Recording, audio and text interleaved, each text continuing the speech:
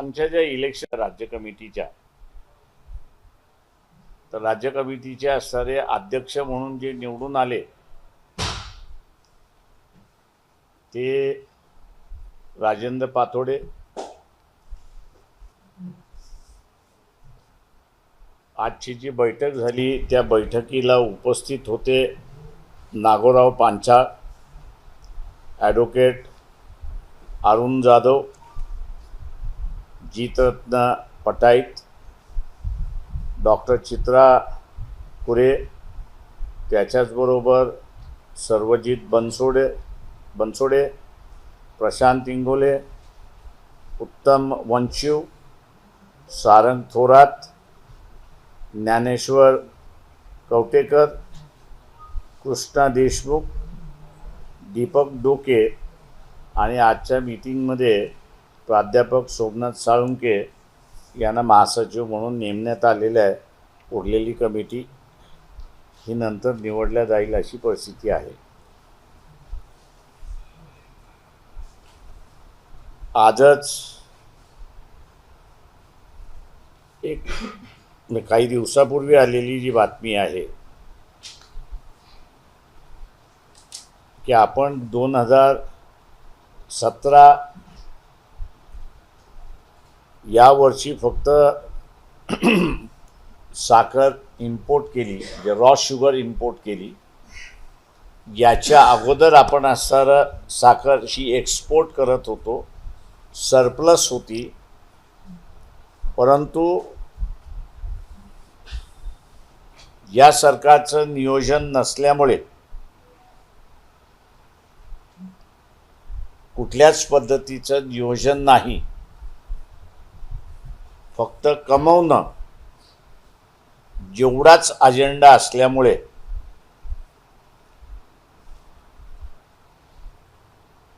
Raw sugar जी आहे आणि मळी जी आहे ही इथेनॉलकडे वळवल्यामुळे यावर्षी भारताला डबल किमतीमध्ये 10 मिलियन टन साखर आयात करावी लागते अशी परिस्थिती आहे. आज साखरेचा भाव 80 रुपये आहे. येत्या 10-12 दिवसामध्ये तो 100 रुपयावरती जाईल.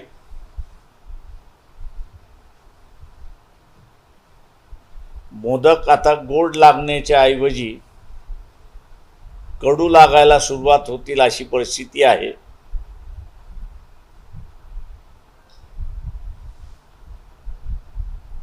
लागोपाठ सण आहेत, नवरात्र आहे, दिवाळी आहे. शासन हे आम्ही धर्माने हिंदू आहोत असं म्हणतात आणि धर्माचं आम्ही संरक्षण करतो असं गाजावाजा करतायत. परंतु धर्म पाळत असताना सण हा सुद्धा एक अविभाज्य भाग आहे.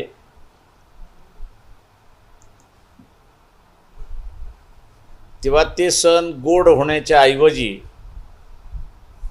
हे आता कडू व्हायला लागलेत अशी परिस्थिती आहे.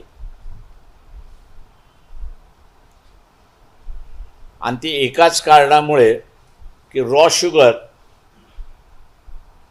आणि मळी हे दोन्हीही मोठ्या प्रमाणात इथेनॉलकडे वळवण्यात आलेले आहेत. हे इथल्या शुगर माफियाला माहीत असताना सुद्धा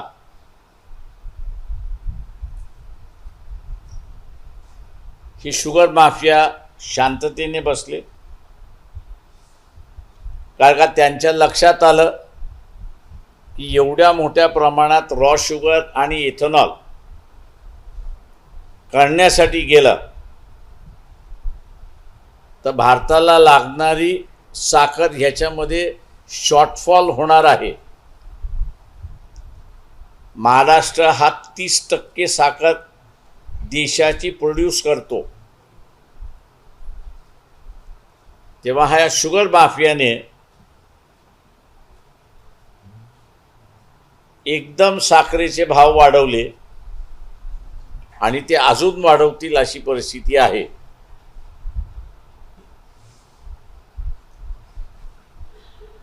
जनतेला आमचं एवढंच सांगणं आहे,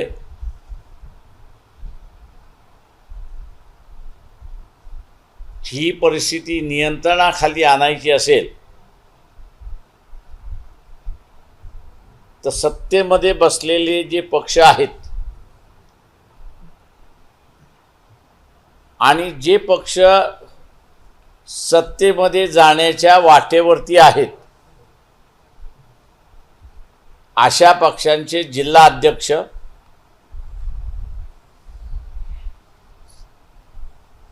पंचायत समितीचे सदस्य, जिल्हा परिषदेचे सदस्य, नगरपालिकेमधले निवडून आलेले सदस्य, आमदार खासदार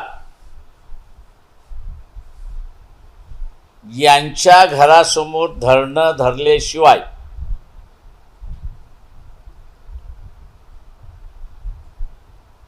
ये हम करो सो कायदा जो आहे किंवा वृत्ती जी आहे, आम्हालाच कळतं आणि आम्ही जे करू ते तुम्ही मान्यच करा, हे थांबणार नाही. जनतेलाच आंदोलन स्वतःच्या हातामध्ये घ्यावं लागणार. या शुगर माफियामध्ये भारतीय जनता पक्ष सुद्धा आहे, RSS सुद्धा आहे, काँग्रेस राष्ट्रवादी आहे.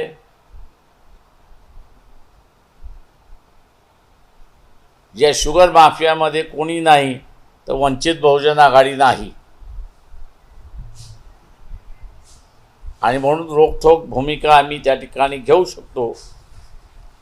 हे आंदोलन आणि साखरेचा भाव हा पुन्हा कमी करायचा असेल तर जनतेने हे आंदोलन आपल्या हातामध्ये घेतलं पाहिजे आणि जनतेनेच उतरलं पाहिजे, तरच साखरेतली गोडवा कायम राहील. नाही तर कडूपणा आपल्या सगळ्यांनाच टेस्ट करावं लागेल अशी परिस्थिती आहे. आपण आता विचारा.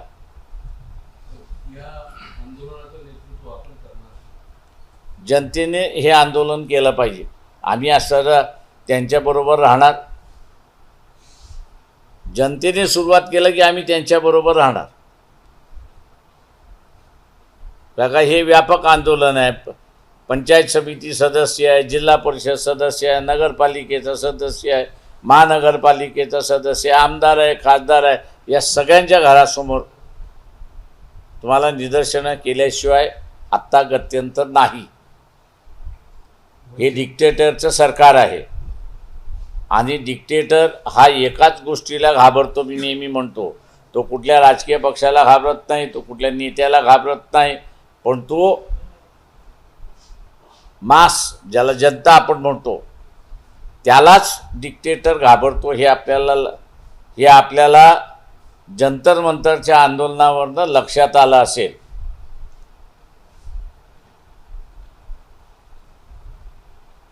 सरकारने सामान्य जनतेला प्रत्येक गोष्टीसाठी लाईनीमध्ये उभं करून टाकलेलं आहे, ताकी त्यांच्या योजनेकडे कुठे त्यांचं लक्ष जाऊ नये. आज प्रत्येक गोष्टीला KYC करा, राशन कार्ड असेल, गॅस असेल, लाडकी बहीण असेल, आधार तिकीट असेल, याची विभागणी केलेली असताना आता सर्वसामान्य जनता परत या गोष्टीकडे कसं लक्ष देईल? प्रत्येक गोष्टीला लाईनीमध्ये उभं करून टाकलेलं आहे. हो, मान्य आहे ना तुमचं की त्यांनी प्रत्येक गोष्टीला लाईनीमध्ये उभं राहिलेलं आहे. पण इथे असणारा आज साखर आहे, उद्या अजून काहीतरी होईल. हे माफियाचं सरकार आहे. जेव्हा माफिया काय प्लॅनिंग करतो काय कोणाला माहिती. त्यांनी प्लॅनिंग करून बाहेर काढलं की आपल्याला कळतं की हा प्लॅनिंग हे ज्यांचं झालं. तुमचं म्हणणं बरोबर आहे की त्यांनी सगळ्याच गोष्टीला असताना रजिस्ट्रेशन केलेलं आहे. वंचित पुढाकार घेईल का या? आम्ही असताना घेणारच आहोत म्हणतो म्हटलं आम्ही जाहीर केले त्याच्यामध्ये. E20 लॉन्च करताना त्यांनी सांगितलं होतं की पेट्रोलचे भाव हे कमी होतील, मात्र इकडे बघितलं तर साखरेचंही निर्यात वाढली, त्याचे भाव वाढले आणि पेट्रोलचे भाव जसे तसे आहेत. दोन्हीकडून पिळून होती नागरिकांची. नागरिक उतरला तर भाव कमी होतील. नागरिक जोपर्यंत उतरत नाही तोपर्यंत भाव कमी होणार नाही. काही आंदोलनं राजकीय पक्षांनी केले की त्याच्यातला असणारा परिणाम होतो. पण मी जसं म्हणालो त्यावेळी डेमोक्रेसी असली पाहिजे. इथं डेमोक्रेसी संपलेली आहे, हुकुमशाही सुरुवात झालेली आहे. आणि हुकुमशाही कोणाला घाबरतो तर जनतेला घाबरतो. जंतर मंतरवरनं दिसलेलं आहे. लोकांनी उतरावं, यांच्या घरासमोर निदर्शनं करावी, तिरंगा घेऊन यांच्या घरासमोर तिरंगा घेऊन यांच्या घरासमोर निदर्शनं करावी. आणि जनतेने ही हिंमत दाखवलीच पाहिजे. तरुण वर्ग निदर्शनासाठी पुढे आला, पोलीस प्रशासनाच्या माध्यमातून जाहीर वक्तव्य केलं जातं की तुम्ही जर निदर्शन करत असाल तर तुमचं कॅरेक्टर खराब होऊन जाईल, भविष्यात तुम्हाला काही मिळणार नाही. दिल्लीमध्ये असताना मी तिथे म्हणालो तर पोलीस असं सांगायला लागला की त्याला ठोकायला सुरुवात करा. शेवटी असणारं जे आहेत मालक ही जनता आहे. आणि मालक ही जनता असल्यामुळे कायदा आणि सुव्यवस्था करण्याची जबाबदारी ही जनतेची आहे, पोलिसाची नाही. तेव्हा जनतेने हा कायदा सुव्यवस्था लागू करण्याचं हातात घेतलं, हा त्याचा नैसर्गिक अधिकाराचा त्यांनी वापर केलेला आहे. त्यांनी कुठल्याही कायद्याचं उल्लंघन होत नाही. सत्ताधारी बसलेला जो आहे, पोलीस हा जो आहे, हा जनतेचा नोकर आहे. तेव्हा जनता कायदा हातामध्ये घेते त्यावेळेस ते राज्यच स्वतःच्या ताब्यामध्ये घेते, अशी परिस्थिती आहे. सध्या SIR प्रक्रियेचा तेव्हा पक्षाची भूमिका. तुम्हाला किती काढणार हे मी आकडे दिले होते, बरोबर आहे. आता किती इन्क्लूड केले जातील तोही आकडा देतो. 40 ते 45 लाख मतदार हा इन्क्लूड केला जाणार आहे.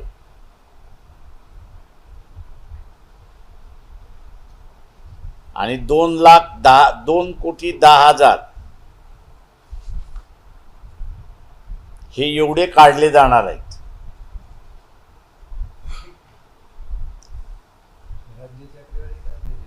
हे राज्याची आकडेवारी देतो, महाराष्ट्राची. तुम्हाला तेलंगणा पाहिजे ते तेलंगणाही देतो.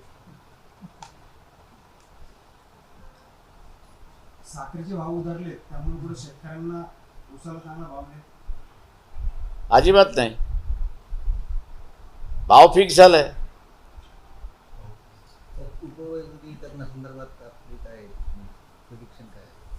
तुमची बहुजन आघाडीची त्याबाबतची भूमिका काय? कारण आमचं असं म्हणणं असं आहे की सवर्णामध्ये सुद्धा वर्गीकरण आलं पाहिजे. समाजाच्या एका भागामध्ये धोरण कुठलंही वरपासून खालपर्यंत सारखं असलं पाहिजे. तेव्हा जरांगे पाटलाला माझी असणारं आव्हान आहे. त्याला समजत नाही हे तर मलाही माहिती आहे. काका त्याच्याबरोबर जे बुद्धिमान लोक आहेत ते सुद्धा आता कंटाळलेले आहेत. मराठ्यांना आरक्षण पाहिजे असेल ते त्याला म्हणा 50% वर्गीकरणाचा लढा सुरुवात कर.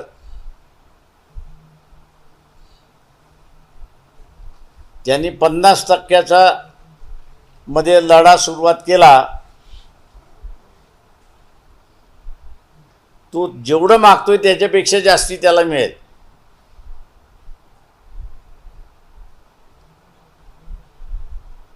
तर आपण आता म्हणालात म्हणून त्याला यांना काही कळत नाही, पण सरकार त्यांच्यासमोर झुकण्याचं वाटतंय. झुकतंय का? तर मराठा समाज हा काही कुटुंब सोडली, काही घराणेशाही सोडली, तर त्याची जी काही खाऊन पिऊन सुखीची अवस्था होती ती संपली. एका कुटुंबाचे 4 कुटुंब झाले.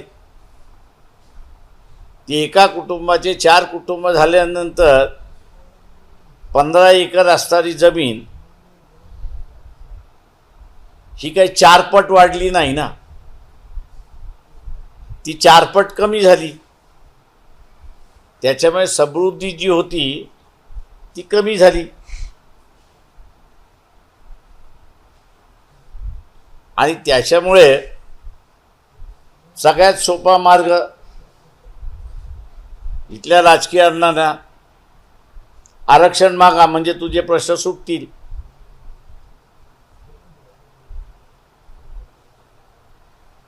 हा वर्गीकरणाचा लढा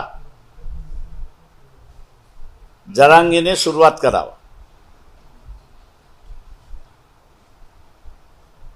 त्यांना फायदाच फायदा आहे.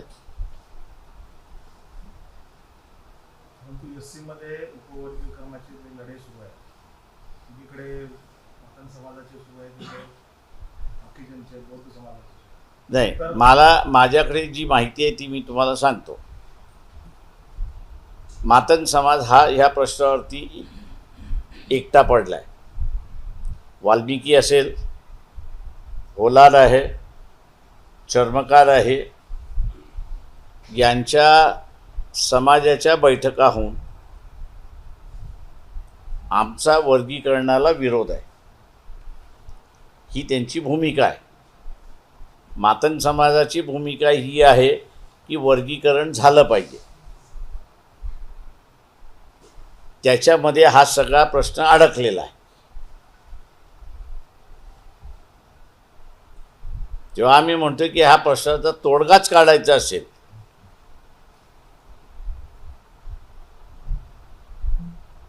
तर आरक्षण हे 50% आहे. उरलेला 50% जनरल आहे.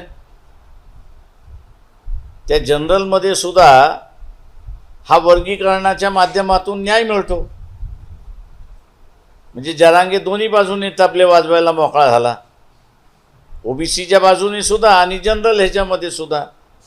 बोट मगाशी म्हटलं त्याला समजलं तो इथला हिरो. 50% उर्वरित 50%मध्ये सुद्धा वर्गीकरण झालं. 50 उरलेल्या 50% का एखादं धोरण अर्धवट नाही ना तुम्ही लागू करू शकत. आता जसं मी म्हणालो की SC मध्येच ट्रायबल तर विरोधातच आहे पूर्णपणे वर्गीकरणाच्या. SC मध्येच उघड भांडणं तुम्हाला दिसायला लागली. मातंगांचे मोर्चे निघतात, ते म्हणतात वर्गीकरण झालं. इतरांचे. होलारांचे निघाले ते म्हणतात विरोध. वाल्मिकीचे निघाले की ते म्हणतात विरोध. चर्मकाराचे मिळाले ते म्हणतात विरोध. त्याच्यामुळे एकसारखं धोरण जर आलं, जसं आरक्षणाच्या 50%ला धोरण आलं, तसं खुल्या वर्गातल्या 50%ला हेच धोरण लागलं वर्गीकरणाचं, तर भांडणच मिटून जातं.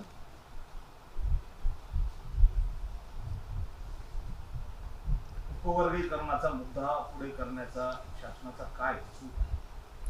म्हणजे समाजामध्ये भांडणं लावणे किंवा जी मोठ आहे ती म्हणजे आपल्याला असं दिसतंय की SC मध्ये भांडणं काही लागली नाहीत, फक्त मातंग समाज वेगळा पडला आपल्याला दिसतोय. उरलेला जो SC आहे तो म्हणतोय वर्गीकरणाला आमचा विरोध आहे. मी ही आत्ताची आलेली भूमिका आहे. आता या विभाजन पडलेल्या मार्गातून बाहेर पडायचं असेल तर तुम्हाला धोरण सरसकट पाहिजे की बा आम्ही असं नुसतं हितं केलेलं नाही, तर 100% जो आहे 50% जे ओपन आहे त्या 50%ला सुद्धा आम्ही असताना वर्गीकरणामध्ये डिवाईड केलेलं आहे. त्याच्यामुळे कोणाचाच विरोध राहणार नाही. हा मुद्दा सामाजिक पेक्षा राजकीय केली जास्त आहे वाटतं आपल्याला. तो सामाजिक आहे आणि राजकीय आहे, दोन्ही आहे. राजकारण समोर ठेवून त्यांनी हा मुद्दा पुढे आणलेला भाजप नाही. मी म्हणालो राजकीय सुद्धा आहे आणि तो सामाजिक पण आहे. सर आपण कायद्याच्या अभ्यासात एससी मध्ये अवतरण वर्गीकरण होऊ शकते का, नाही तर ठीक आहे. मी मागेही म्हणालो होतो की गवईंनी दिलेला निर्णय पूर्णपणे, गवई आणि चंद्रचूडने दिलेला निर्णय पूर्णपणे बेकायदेशीर आहे. वर्गीकरण करायचं की न करायचं हा अधिकार पूर्णपणे पार्लमेंटला आहे.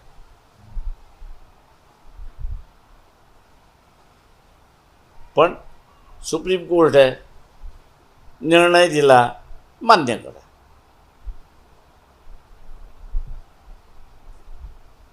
आता मान्य करत असताना लोक समोर आले, काही जण म्हणाले आम्ही वर्गीकरणाच्या बाजूने आहोत, काही जण म्हणाले की आम्ही वर्गीकरणाच्या विरोधात आहोत. आता त्याच्यातून मार्ग काढायचा असेल तर 100% वर्गीकरण झालं पाहिजे तुम्हाला. आता मग एक पॉलिसी म्हणून होती ती.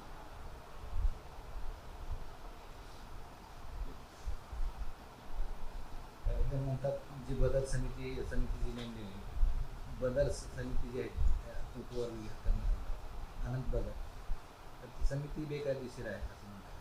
अख्खं निर्णयच मी ज्यावेळेस म्हणतो बेकायदेशीर आहे तेव्हा हे फांद्या कुठं घे विचारायला लागले तुम्ही. नाही राज्याने जी झाडच बेकायदेशीर म्हटल्यानंतर फांदी सुद्धा बेकायदेशीरच झाली ना. सर 2020 आपण एक स्टेटमेंट केलं होतं की बाबा जर धनुष्यबाण गोठवल्या जाईल तर याचा फायदा सर्व भाजपला होईल. बरोबर आहे. उद्धव म्हणाले का की फायदा होणार नाही BJPला म्हणून? एकनाथ शिंदे असं म्हणाले का की गोठवलं तर फायदा BJPला होणार नाही म्हणून? वस्तुस्थिती आहे, त्यांना फायदा होणारच आहे. तो भगदड मागणारच आहे. म्हणजे शिंदेना पर्याय भाजपच राहणार आहे. दोघांनाही भाजपारी आहे.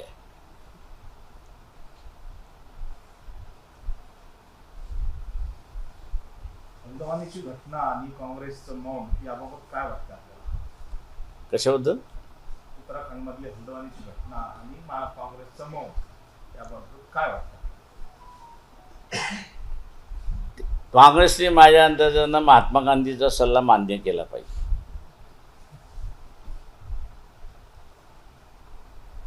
कारण त्यांना स्वतःला राष्ट्रीय पक्ष म्हणतात, पण राष्ट्रीय पक्ष म्हटल्यानंतर भूमिका ही गोड असते आणि कडवी असते, पण भूमिका ह्या घ्याव्या लागतात. आता जर तुम्हाला भूमिका घेण्याची ताकदच राहिली नसेल तर माझं म्हणणं आहे महात्मा गांधी जिंदाबाद. त्यांच्या राष्ट्रीय अध्यक्षता एवढा अपमान होत असताना त्यांचा कोणताही नेता रस्त्यावर उतरलेला नाही. नवीन नाही, बाबू जगजीवनरामचा सुद्धा अपमान माझ्या अंदाजानं जनता पार्टी असताना झाला होता.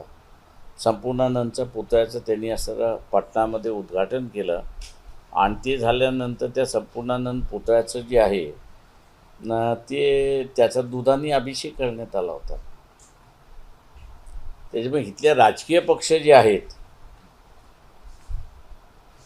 हे इथे म्हणेन की हा जो सगळा आरक्षित वर्ग आहे त्याला हा धडा आहे की तुझी काय किंमत आहे तेवढी बघतो.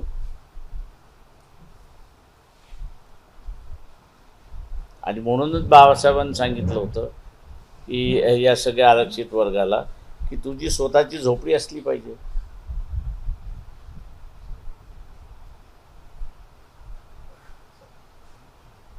थँक्यू. तर राज्य कार्यकारिणीमध्ये काय निर्णय झालेत का आज का फक्त बैठक? नाही आज फक्त बैठक झाली. सर पीएसचं सुवर्णकाळ औरंगाबादमध्ये परत कधी Yes. 2-4 महिने थांबा.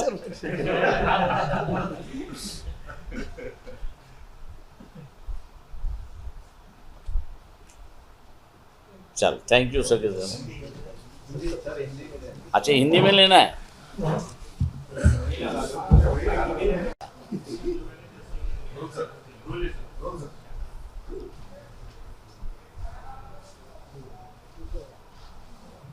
सर क्या कहेंगे आज पत्रकार परिषद में? महाराष्ट्र की जो नई समिति गठित हुई थी उसके राजेंद्र पातोड़े जो महाराष्ट्र के अध्यक्ष है और बाकी के जो सदस्य हैं उनकी आज पहली बैठक हुई.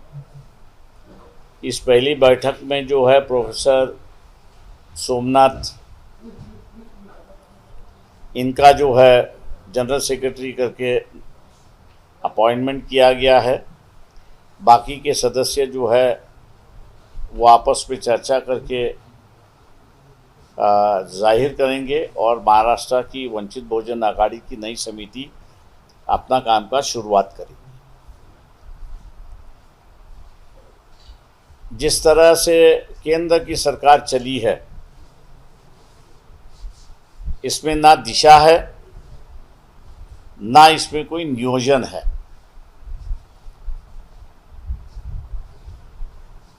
ये सिर्फ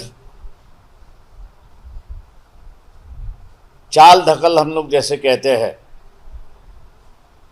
उसी तरह ये सरकार चली है. बिना सोचे समझे हुए,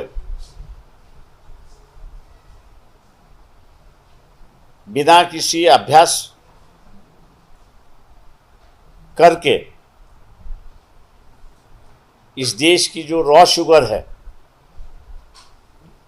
और मली जो है मतलब शक्कर निकालने के बाद जो जूस निकलता है उसका इन्होंने इथेनॉल की तरफ बढ़ावा दिया. और आज सरकार पर इतनी नौबत आ गई कि सरकार को शक्कर इंपोर्ट करने की व्यवस्था आई.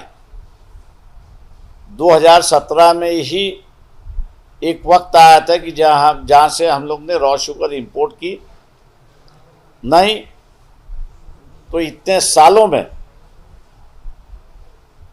भारत जो है शक्कर हमेशा एक्सपोर्ट करता रहा.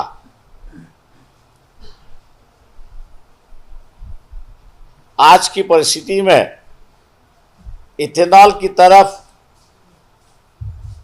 रॉ शुगर और मली को डाइवर्ट करने के बाद महाराष्ट्र ये 30% देश की शुगर प्रोड्यूस करता है और इसलिए करीब करीब डायरेक्ट एम्प्लॉयमेंट जो है ये 10 लाख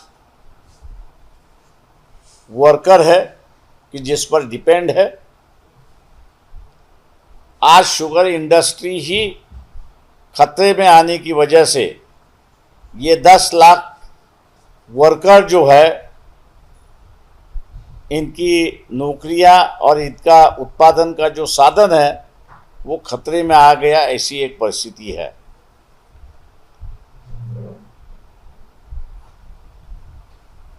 इस मामले में कैसे बाहर निकलेंगे अब पता नहीं, क्योंकि हम लोग बाजार में जो है फॉरेन बाजार में जो है एक्सपोर्ट करते थे इसलिए वहाँ की भी शुगर कम हो जाएगी.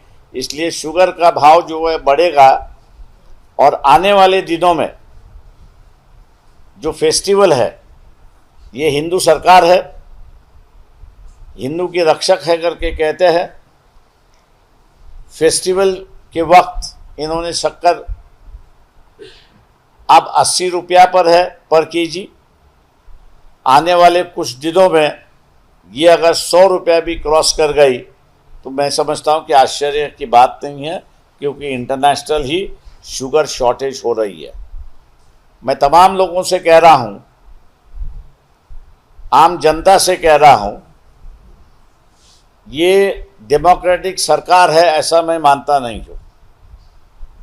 ये सिर्फ इलेक्शन के माध्यम से इलेक्शन लड़ती है, लेकिन इनका पूरा वर्किंग स्ट्रक्चर जो है वो डिक्टेटर का स्ट्रक्चर है। वो किसी की बात मानते नहीं, ना किसी को सुनते हैं। डिक्टेटर सिर्फ एक ही बात को सुनता है, और मास आंदोलन जो है, मास जनता जो है, उसी से वो डरती है। आज शुगर शक्कर का एक तरीके से प्राइस राइज के लिए सरकार जिम्मेदारी है। ये अब लुटारों की सरकार बनी है। ये और क्या क्या करेंगी पता नहीं। अभी अगर इसको रोका नहीं गया तो ये सरकार बेकाबू होगी, ऐसी एक परिस्थिति है।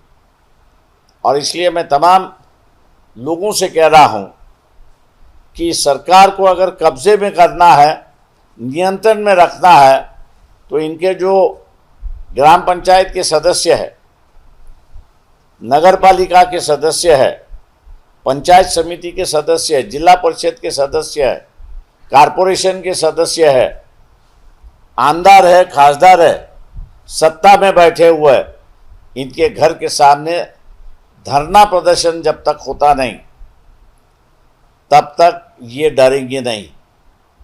जंतर मंतर भी एक ऐसा, जंतर मंतर का भी आंदोलन ये जनता का आंदोलन था।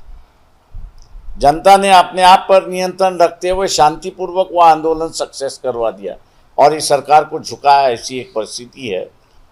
अब भी मैं कह रहा हूं कि राजनीतिक दल जो है वो अपनी आवाज़ उठा सकते हैं, लेकिन उससे ये डरेंगे नहीं।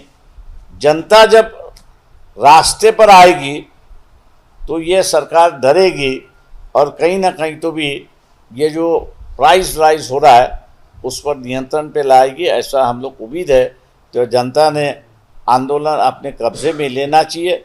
जनता आंदोलन जब लेती है तो इसका मतलब ये नहीं हुआ कि उन्होंने लॉ एंड ऑर्डर को तोड़ा है। सरकारी अधिकारी, आमदार, खासदार, प्रतिनिधि जो है वो सरकार के नौकर है। असली मालिक जनता ही है, और जनता जब अपने हाथ में लेती है तो ये जो पुलिस का डरावना एक संदेश होता है कि आपका फ्यूचर खराब होगा, पुलिस वालों को कहना चाहिए कि भैया फ्यूचर हम अपना खुद बना सकते हैं, आपकी उस पर ज़रूरत नहीं। और लोगों ने इस आंदोलन को भी अपना आंदोलन समझकर उतरना चाहिए, ऐसा मैं मानता हूँ। वंचित भी रास्ते पर उतरेगी, वंचित बहुजन आघाड़ी रास्ते पर उतरेगी। जनता के साथ में हम लोग हमेशा है और वो भी उतरेगी।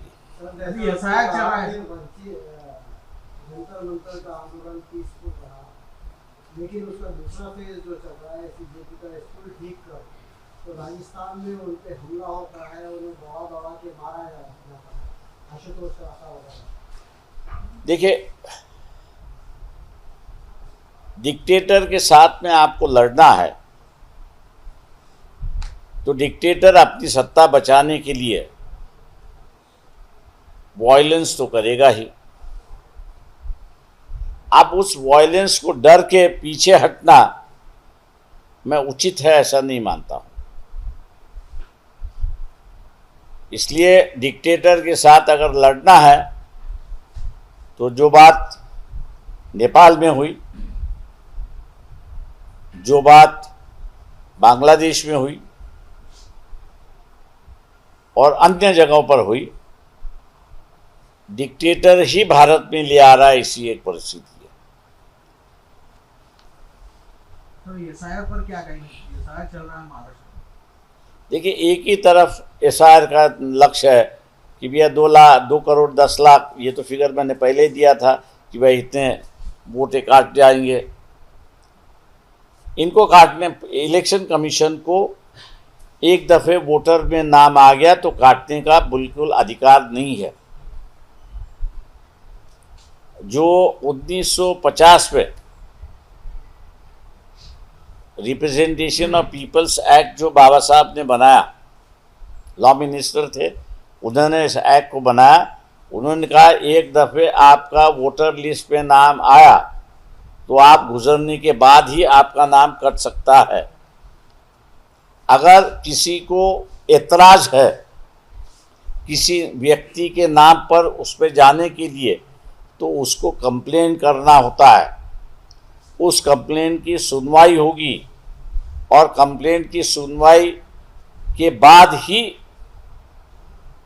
आप उस पर निर्णय ले सकते हो। निर्णय खिलाफ उस व्यक्ति के गया तो आप उसका नाम काट सकते हो, वरना काट नहीं सकते हो। ये जो अभी BLO और BLA इसके माध्यम से बगल वाले को पूछ रहे ये है या नहीं है। अब मैं ड्यूटी पे जा रहा हूं तो मैं अपने घर में तो रहूंगा नहीं। अब मेरे खिलाफ कोई कंप्लेन नहीं कर रहा है, लेकिन इलेक्शन कमीशन नाम निकाल रहा है। ये गैर कानूनी है, अनकॉन्स्टिट्यूशनल है और इलेक्शन कमीशन को बिना ऑर्डर के नाम निकालने का अधिकार दीजिए।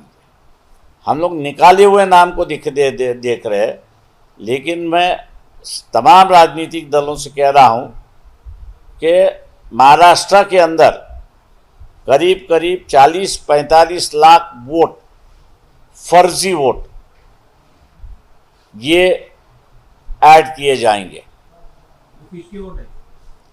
कोई राजस्थान का है, कोई मध्य प्रदेश का है, कोई तमिलनाडु का है। सत्ताधारी को फायदा पहुंचाने के लिए, ये सत्ता पार्टी को फ़ायदा पहुंचाने के लिए जो पिटीशन मैंने डाली और कोर्ट ने सुनवाई नहीं की, उससे बहुत बड़ा नुकसान हो रहा है। क्योंकि हमने ये कहा था कि इलेक्शन कमीशन तो इलेक्शन कंडक्ट करता है, लेकिन असलियत में उन्होंने नॉमिनेट किए हुए अधिकारी जो है वो अधिकारी इलेक्शन कंडक्ट करते हैं। उन्होंने इलेक्शन सही कंडक्ट किया नहीं किया, एक प्रोफार्मा है। वो प्रोफार्मा उनको 24 घंटे के अंदर इलेक्शन कमीशन को सबमिट करना पड़ता है।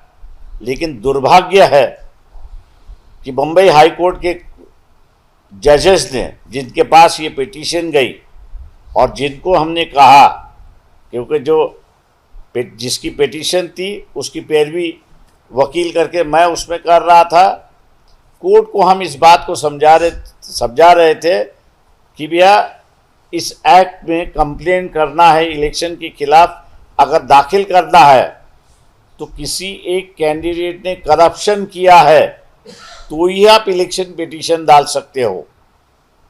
ये करप्शन इलेक्शन कैंडिडेट जो खड़े हुए कैंडिडेट ने नहीं किया है, ये करप्शन जो है वो इलेक्शन मशीनरी ने किया है। और इलेक्शन मशीनरी ने किया है इसलिए रेट के अलावा दूसरा कोई रास्ता ही नहीं है। सुनवाई हुई लेकिन रिजेक्ट हुई। अब उनको ये सेफेस्ट रास्ता मिला है कि अधिकारी को खरीदो, उससे फर्जी वोट डाल दो और अपनी सत्ता ले आओ। SC उपवर्गीकरण पर वंचित बहुजन आघाड़ी की भूमिका क्या है? SC उपवर्गीकरण, देखिए SC उपवर्गीकरण की जो परिस्थिति है, उस परिस्थिति में ये अच्छी परिस्थिति नहीं है, ऐसा मैं मानता हूँ। मातंग समाज जो है वो अलग हो गया है और बाकी के जो समाज है वो उपवर्गीकरण को विरोध कर रहे हैं। अब इससे बाहर निकलना है तो मैं जरांगे को कह रहा हूँ कि भी एक अच्छा मौका मिला है। तुम OBC में तो आरक्षण मांग रहे हो, लेकिन साथ ही साथ जनरल 50% बाकी है, आप उसमें भी कहिए कि वर्गीकरण ले आइए। वो बाकी के 50% में वर्गीकरण आया तो मराठा समाज भी उसमें आ जाएगा और मुस्लिम भी आ जाएगा, तो उनको जो है वैसे ही परसेंटेज मिलेगा। इसलिए मुसलमान जो है उसने भी आंदोलन शुरुआत करना चाहिए और मराठा जो है जरांगे आंदोलन कर रहा है, उसने कहना चाहिए कि बाकी के 50% में भी वर्गीकरण कर लो, मामला हल हो गया। ये दो समाज में तेल निर्माण हो रही है उपवर्गीकरण के नाम पर, ऐसा भी सत्ताधारी पर आरोप लग रहा है। देखिए, मैंने आपसे जो कहा कि उपवर्गीकरण में मातंग समाज अलग हो गया है, बाकी एससी जो है वो एक साथ है। सर, बाबा रामदेव और मंगेश्वर बाबा ये सरकार के विरोध में बोलने की कोशिश कर रहे हैं, क्या ये पावर शिफ्टिंग की निशानी है?